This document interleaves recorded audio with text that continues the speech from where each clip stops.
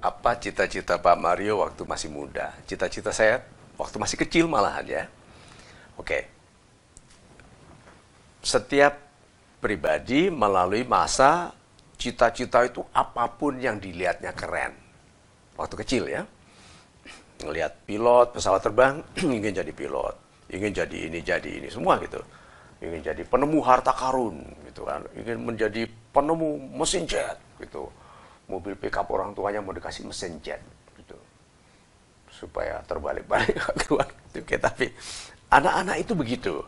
Lalu mulai stabil sampai ada sesuatu yang penting. Ada sesuatu yang penting ini gini. Mau jadi apapun dia, tapi ada satu keinginan di tengah nih yang stabil. Nah, saya dulu ingin jadi apapun. Sejak muda itu saya ingin menjadi orang yang kalau bicara didengarkan banyak orang. Itu sejak kecil. Jadi kalau saya berkhayal itu di Malang itu di sebelahnya kantor Kodim itu ada tempat hiburan namanya Senoputro kalau nggak salah namanya. Itu saya membayangkan di situ ada bukit, ada gunung gitu. Padahal di situ tidak. Ya memang jalannya tanahnya berkauntur begitu. Tapi saya membayangkan ada gunung gitu. Lalu saya sebagai anak umur 10 tahun bayangin. Berdiri di atas gitu. Lalu bicara itu lucu sekali. Saya melihat tuh orang-orang duduk gitu, jadi di bukit gini duduk terus di sana itu berdiri begitu melihat saya di sebelah ada sungai gitu, lalu di sebelah sungai di jembatan ke kantor Kodim Malang itu banyak orang di bawah, di atas jembatan ada banyak orang. Saya bicara, itu bayangkan itu masih kecil itu SMP SMA gitu, cita-cita itu ada. Faktanya SMP itu kalau saya terima rapot itu ke toilet. Di toilet itu buka rapot pelan-pelan, sudah baca semua ayat dan salawat dibaca, buka merah. Nilai merah. Bayangkan itu. Jadi banyak anak muda bilang, "Iya, Pak Mario pinter." Tidak. Saya itu sama sekali tidak bisa disebut pandai waktu kecil. Bayangkan SMP itu stres sekali dan belum lagi pulang nanti menjelaskan ke orang tua. Kenapa nilai saya masih tetap merah? Bukan merah loh, tetap merah. Gitu. Udah, semester berikutnya, pembagian lagi saya duduk di depan. Melihat buku raport ditumpuk itu, namanya jantung. Udah, keluar, masukkan lagi, keluar gitu. Dari mulut, dari telinga itu, jantung ini keluar, masukkan. Saya lihat itu kelihatannya punya saya itu. Saya baca segala macam surat. Kok tenaga dalam, wah gitu. Anak kecil kan.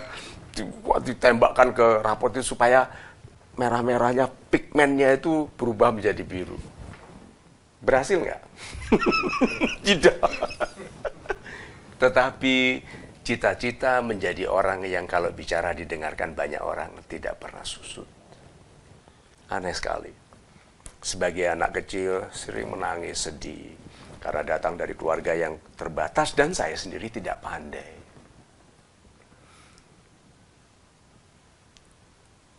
Lalu saya kenali sesuatu, yaitu kalau orang berbicara dengan saya tuh berperilaku seperti jualan. Jadi setiap kali saya menjelaskan sesuatu itu seperti menjual gitu, bahwa dia harus beli. Bahkan waktu menjelaskan kameranya teman, dia cerita soal kamera baru anak orang kaya, saya lihat gitu. SMA, perhatikan, dia cerita tentang ini. Teman lain tanya, yang menjelaskan saya. Oh, ini begini kehebatannya. Lebih keren daripada dia kalau menjelaskan. Gitu, dia tuh bilang, kan kamu juga baru tahu itu. Iya. Kok bisa tahu banyak? Di situ saya melihat apa? Oh, ada kecenderungan di diri saya. Mungkin karena cita-cita yang lama ingin didengarkan orang, kalau bicara persuasif, persuade, mendorong orang untuk sependapat dengan saya. Nah, tanda-tandanya nih, anak-anak muda ya, adik-adik saya. Tanda bahwa Anda persuasif. Orang yang aslinya Anda itu kuat. Anda tidak damai kalau dengar orang tidak sependapat dengan Anda. Kalau nggak sependapat itu gelisah langsung. Mau beritahu dia, pokoknya gitu kan. Nah itu tanda bahwa kita persuasif. Nah, tanda itu tidak menjadi kenyataan kalau kita tidak bicara. Lalu saya menemukan cara. Karena kalau saya bicara langsung ditolak. Sok tahu. Sok tua itu dituduhkan ke saya. Maka saya bilang apa? Saya menemukan cara bicara yang candid. Saya bicara tentang yang di sini, tapi saya bicaranya ke sana. Dia tidak merasa diserang. Waktu saya setuju dengan pendapatnya pun saya tidak ke sana. Saya bicara ke sana. Setelah saya tahu dia melihat saya sependapat dan mendukung, saya tutup dengan melihat dan senyum. Bond, keterikatan itu dibangun, kuat.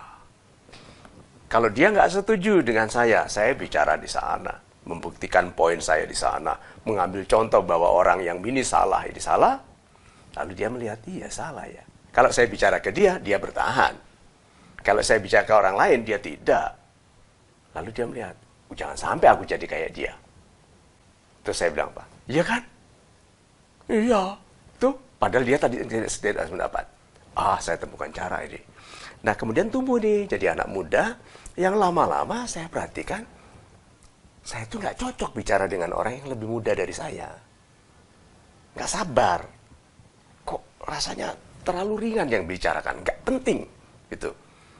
Ini kan urusan anak-anak gitu. Terus tertarik ke orang-orang matang, dewasa, orang-orang pinter. Saya kagum, saya dengarkan, nonton TV, nonton film, saya mencari orang-orang hebat. Buku itu kan orang-orang hebat bicara. Kenapa nggak didengarkan? Jadi saya baca orang-orang hebat yang bicara, udah. Terus karena kebiasaan bergaul dengan orang-orang yang lebih senior, ketemulah dengan orang-orang senior yang merasa terancam oleh anak muda yang agresif. Kan saya anak muda yang memiliki upward mobility yang cepat. Gerakan naik yang cepat. Sebagai anak muda dulu saya lumayan cepat naik. Dalam karir studi atau dalam karir profesi di bisnis. Cepat. Nah, kita akan ketemu orang-orang tua yang merasa tidak damai. Saya ingat sekali saya umur 32 tahun. Mengajar gitu, sudah menjadi konsultan gitu. Saya menjabat sendiri, saya menjabat di bank, tapi sore hari atau weekend atau cuti saya sebagai konsultan mengajar. Ada di situ orang tua gitu. Kira-kira 55 tahun, saya masih 32, mau 33. Sombong sekali. Tangannya dilipat, kadang-kadang dia garuk. Ini kan tanda tidak setuju. Negative evaluation, negative analysis, analisa negatif. Saya tahu nih, saya lihat dari sudut, tapi kalau saya serang langsung, nanti kan dia bertahan. Satu, kedua, dia lebih tua. Katakan saja dia tidak lebih tahu dari saya sebagai konsultan, orang lain nanti melihat ini anak muda, meskipun pinter, tidak sopan. Jadi, temukan cara. Nggak tahu bagaimana, saya ingat nasihat lama bahwa sungai kalau mau jadi paling besar harus di bawah. Jadi waktu saya bicara, saya jelaskan ini. Orang-orang yang mau pandai, mau hebat, itu harus rendah hati. Karena sungai kalau mau jadi paling besar, sungai yang paling besar, dia harus lebih rendah dari semua sungai. Karena sungai yang paling bawah itu, walaupun dia tadi kecil, akan menerima aliran air dari semua sungai yang di atasnya. Logis ya. Akhirnya, perhatikan, semua sungai besar di dunia paling bawah. Paling rendah hati. Jadi tidak boleh, karena ada anak muda bicaranya teknis, yang kita tidak pernah sempat sekolah, lalu kita sombongi, dia lah yang lebih tahu. Jadi orang tua harus lebih rendah, izinkan anak muda yang pintar ini bicara. Bagaimanapun apa, kita yang lebih tua, lebih matang, lebih dewasa. Jadi orang-orang tua harus lebih anggun mendengarkan anak muda yang nasihatnya benar. Saya melihat ke Bapak itu. Begitu ya Pak? Tangannya sudah tidak dilipat lagi, sudah mulai menulis dan dia senyum ke saya. Nggak tahu apakah dia mengerti maksud saya atau dia mengerti nasihat itu tadi. Itu nasihat kuno. Bahwa sungai kalau mau jadi yang paling besar harus yang paling bawah. Nah, ternyata setelah saya analisa, itu adalah bagian dari kemampuan bicara yang saya bangun. Saya selalu mencari kebijakan dalam agama, dalam budaya, dalam tradisi negara atau bangsa lain, saya tarik, saya cari cara untuk menyampaikannya dalam bentuk nasihat yang membuat orang lain menjadi damai dengan dirinya sendiri, menjadi hebat dalam pekerjaannya, atau berbahagia dalam hidupnya. Jadi cita-cita saya, mudah-mudahan sudah mulai ada tanda-tandanya tercapai, tapi sejak kecil saya ingin kalau bicara didengarkan banyak orang. Dan Alhamdulillah Tuhan sudah izinkan saya untuk melayani melalui program MTGW yang dilihat di seluruh dunia via YouTube atau live streaming, dan Facebook kita yang sudah belasan juta. Mudah-mudahan itu tanda bahwa cita-cita saya sudah mulai diizinkan oleh Tuhan untuk menjadi kenyataan. Begitu.